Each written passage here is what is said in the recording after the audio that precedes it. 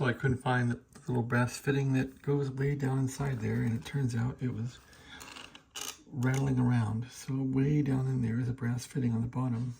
There's 2 brass fittings and this one fitting over here.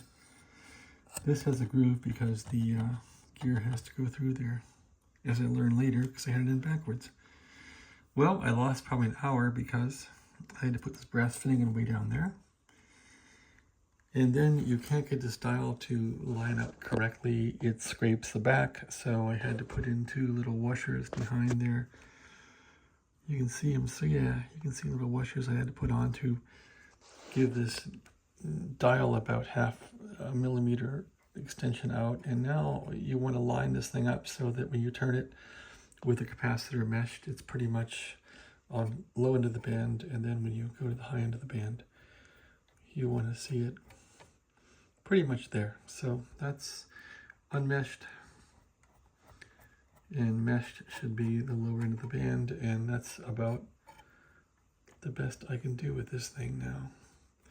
This was really scraping and causing lots of issues, so a couple little washers behind there fix that. This has been hours to get this thing to work right. I mean, this is just crazy amount of time. All right, so time to put the front panel on and see how that goes. Thanks for watching.